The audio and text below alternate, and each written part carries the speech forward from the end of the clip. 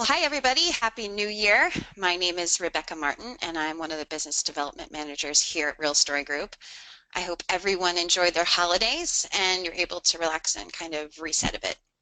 So as we get settled back into our routines and you're thinking about what's to come in 2017, you might be wondering, what will this year truly hold for digital workplace and marketing technology leaders?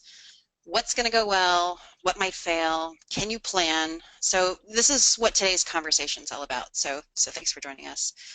An important disclosure here, we're not an analyst group that's going to deliver kind of pie in the sky predictions. Today we want to provide you with the real story. So Jarrod, our managing director, is going to outline 12 key predictions for the year. No hype, just real advice that you can use to prepare yourself and your team for 2017.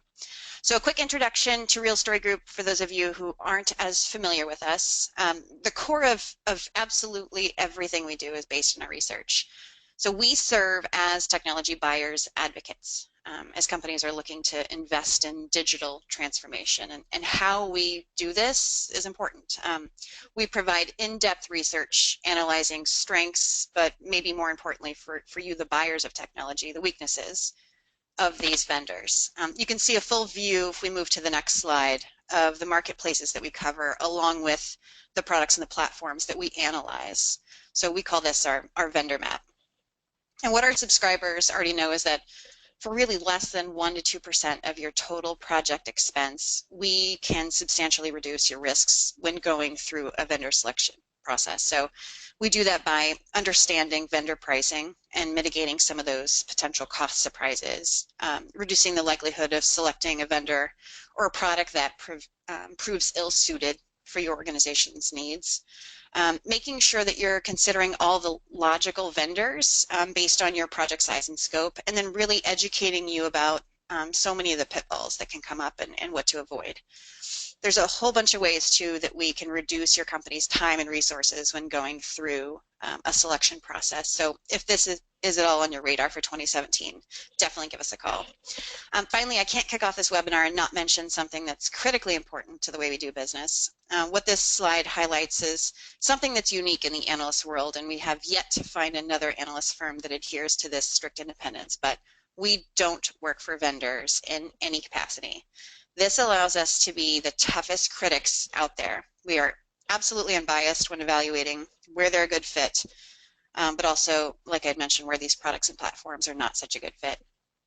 So today we're here to talk about predictions, and as our subscribers know, Real Story Group doesn't usually indulge in futuristic crystal ball gazing, except as more of a fun exercise at the beginning of each year.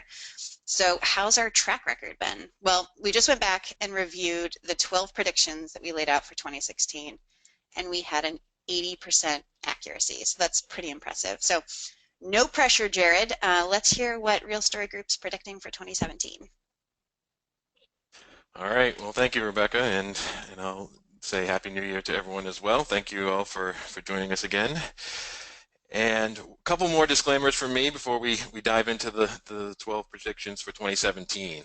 But the first one I wanted to get across is we always call these predictions, but we always say there's always a fine line between prediction and aspiration. So for some of the cases that we'll talk about today, there's certainly some of these trends that maybe we might wish might happen, and some that we really feel will definitely happen. So there's a little bit of a blend there.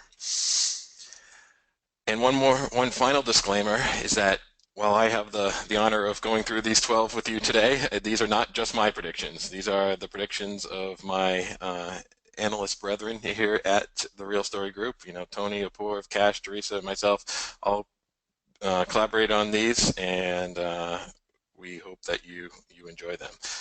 But these are our predictions. We would love to hear some of your predictions. We'd love to hear your opinions on what we're getting right, what we're getting wrong, what you think we'll see in 2017. And I encourage you to, contact us directly or do it in the social media space. Certainly we invite you to continue the conversation on Twitter. Use the hashtag RSGWebinar as always, and we'd be glad to continue the conversation there. So without further ado, let's jump right in to this year's predictions. So as you might notice on the right side of our screen, we have a bit of a rundown of the 12 predictions. We tried to do a grouping into what we call our predictions with regards to digital marketing technology, and then the second half being more digital workplace related technology. So first half will be more externally facing, the second half will be more internally facing. But all these predictions are really grounded in our research. So these first digital marketing ones will certainly based in the research that we did over the last year and in gosh, the last 15 years in many cases that we've been following some of these tools. So this first set will be based on the research we did in the web content and experience management space, the digital marketing asset management space, and finally the campaign and lead management space that we produce reports and evaluations on an ongoing basis on. Okay, first prediction. First prediction for 2017 is that MarTech vendors will begin to die off as marketers demand quality over quantity. And so what you're seeing on the screen is one of our favorite graphics from our friend Scott Brinker over at Chief MarTech. And, it's a bit intentional that you can't read all the vendors on here. If you want to see the details, you certainly go to Chief MarTech blog and dig in for yourself. But from our perspective, obviously this landscape has really surpassed what marketers can handle. There's just a ton of options for buyers today. And this is really due to a variety of reasons. But one of the biggest reasons for this is that market entry for software vendors today, particularly in this marketing technology space, is really easy. Right?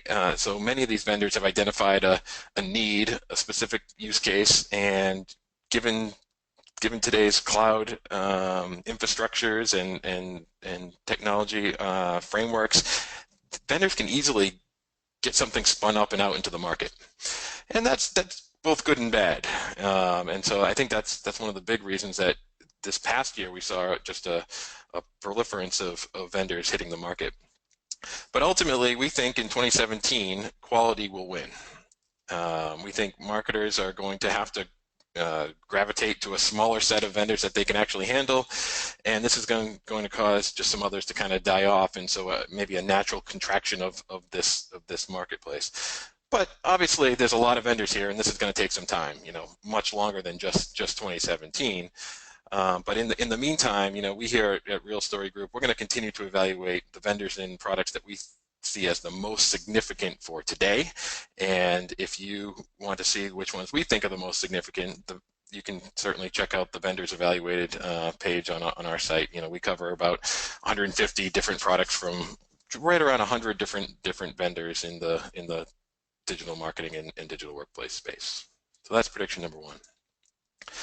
Prediction number two is that on-premise only installations will become nearly obsolete in 2017. Now, this might be a fairly obvious one to many of you, as this movement is squarely underway as we hit January of 2017. But I think what we've seen is the pace of this movement has sort of differed between the marketplaces that we're watching, certainly. So, for example, the DAM marketplace, many of our clients that we've worked with in 2016 have already decided that they're going to do an exclusively cloud-based installation. So on-premise wasn't even an option for many of those customers of ours. While other marketplaces like ECM have taken a little bit longer to get there, but every single enterprise is at least considering at least a hybrid model at this point, and that's where we think we'll continue to see that going forward. I think the last barrier to entry here for many enterprises has certainly been this fear of trusting their data to the cloud. But given the maturation of today's cloud services, I think many organizations would be crazy not to take advantage of what you get from those services. So the pure on-premise only, we think, is going to become nearly obsolete with just a few exceptions here in 2017. Prediction number three.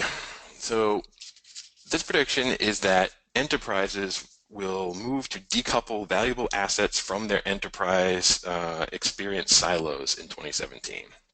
And so if you've heard Real Story Group talk about content-based technologies in the past, or if you've had a chance to read our evaluation research, you know that we often talk about the four main pillars of content and engagement management technology for marketers. You know, we often talk about digital asset management, we talk about web content management, we talk about marketing automation and campaign and lead management, we talk about social engagement. But what I think we've seen is that with these being the main tools of many marketers, in their quest to deliver these consistent cross-platform device and device experiences, they've actually ended up creating some duplicate assets across these four channels. And so for many enterprises, these systems have actually created some new and disconnected silos. And so what we've seen some smart enterprises start to really start thinking about is separating digital asset management as the true engine of their marketing architecture. And in really what they're setting up here is digital asset management as the true single source of truth that is feeding their valuable assets into their web content management tools, their campaign and lead management and marketing automation tools, and their social engagement tools, so that there is a true single source of truth. There is a way to be sure that they're delivering the same assets to their intended target audiences, no matter what channel they're on. And it's a slight difference, but it's a really important one. And I think there's going to be a long journey here as well to get to this point, but like I said, some smart organizations are already crafting their future state architectures in this manner, with DAM being the true engine of their MarTech technology. Next up, number 4 is that we think artificial intelligence continues to be hyped by vendors in 2017, but few buyers really have the capacity to succeed here. And if any of you have seen vendor demos recently, you know that artificial intelligence, and particularly machine translation capabilities, are really being pushed by many vendors, and that's with good reason. One is it's pretty cool technology, and it's pretty, I will say, it demos really well. And so from a vendor perspective, they always want to show you the sexy stuff, and that's certainly something that comes across as sexy and really interesting to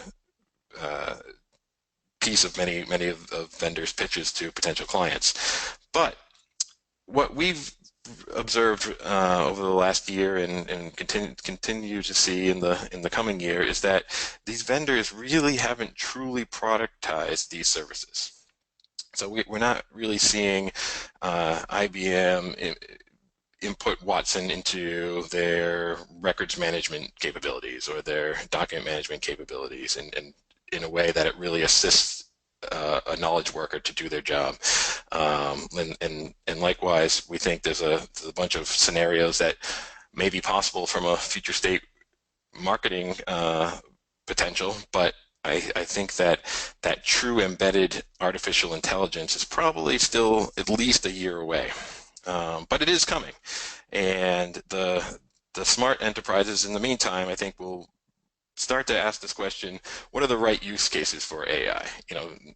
Don't just implement artificial intelligence because you can, but really challenge your organization to say, what is the right place for this embedded artificial intelligence that's coming, and make sure you really build the capacity internally for the proper levels of quality assurance that you want to deliver to your prospects and customers. And that's what those smart organizations are starting to do today, is really to start to build that internal capacity to supplement the technology that's certainly coming down the road. So hopefully you see that in your organization as well. Next up, number 5, is we think that in 2017, radical new architectures are going to pit marketers against developers. So this is a little bit of a negative one, but it comes on the heels of some positive trends that we've been witnessing over the last few years, where we've seen there be a much better alignment between marketing and IT in many organizations. And that's been a really positive development and really big win for many organizations. In past years, we've talked about the rise of the marketing technologist, and certainly seen that in many cases. But we think that there's some new threats that are emerging that may challenge this new harmony that's developed there. And one of the big ones is this new architectural trend that we call headless CMS. If you've read some of our research over the last year, you'll know that this was certainly something that was very much in vogue in 2016, where in the content management world, where vendors are really building an architecture that does it more of a pure separation between the back end management of content and the management of the front end experiences. And what's happened here is the IT folks, the tech folks, really like this approach because it's very architecturally elegant. It's really an architect's dream. But what we think is going to happen in 2017 is that it's really going to distance marketers from truly having that level of control of the experiences that they want. And we think certain marketers may get frustrated with this, and it has the potential to maybe slow them down. And so we think that as these new architectures go through some growing pains, there may be a little bit of a backlash to this harmony that we've seen in the last few years. And it's sort of a natural thing that these things tend to sway back and forth, but I think 2017 there's going to be a little bit of growing pains there. So our last digital marketing focused prediction for 2017 is we think that this year will bring a new demand for a unified customer and prospect API. So I'm going to bring back our digital marketing reference model that we use to talk about these things quite a bit. And this is just a reference model that we use to help our clients visualize what their architectures could look like. Everyone's is different, and we often are working with our customers to customize one that's right for them. But in this generic model, you might notice that the arrows here all represent possible integration points. But what everyone wants to do is make sure that they have the right information about their customers and prospects in the systems that they are doing work and where they're crafting their experiences for these people. And the fact that doesn't exist any unified API that truly allows consistent customer and prospect data to be passed throughout all these systems has really been a challenge. So while this isn't a new concept, people have described this approach as creating a virtual data warehouse in the past, but we think 2017 will be a tipping point where marketers begin to demand a unified customer and prospect API that really gives them the ability to tap into that content about their customers and prospects wherever they are doing their experiential work. Okay, so we're halfway there, and let's now transition to our digital workplace predictions. Here we're going to be relying or leveraging the research we've done in the past year on enterprise collaboration and social software, our enterprise portals research, our enterprise content management or ECM and cloud file sharing research, and of course our SharePoint evaluations. So prediction number 7 is EmTech becomes a thing in 2017. So in the first half of this session, we talked a lot about MarTech, and MarTech has really become part of our lexicon. And we think in 2017, the term EmTech will actually emerge as part of that new lexicon. And we think this is a bit of a natural evolution of the digital workplace. We talk a lot about the employee-centered digital workplace, which is what we aim to represent with this reference model here that we often use with our subscribers and clients. But it just goes back to this notion that someone needs to own the employee experience.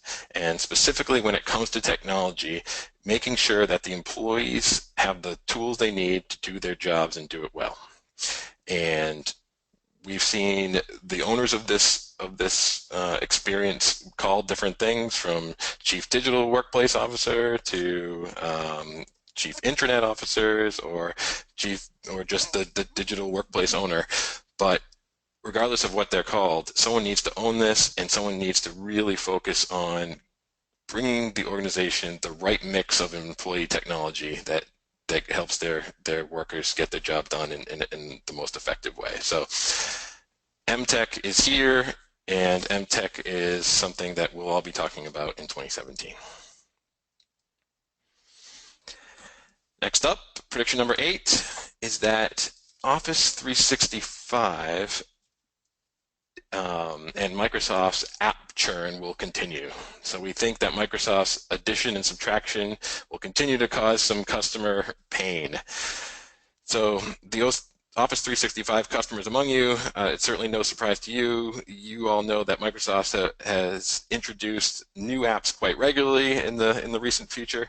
The recent past, I should say, and in the recent future, we anticipate this churn to continue. In fact, this is a bit of an old screenshot, but we think that Microsoft's going to continue to experiment and throw some apps over the wall into your Office 365 environment, and in many cases, that could provide some potentially useful functionality. But what it most certainly will do will put usability burden on your employees. One of the most common refrains that we get from our customers is that,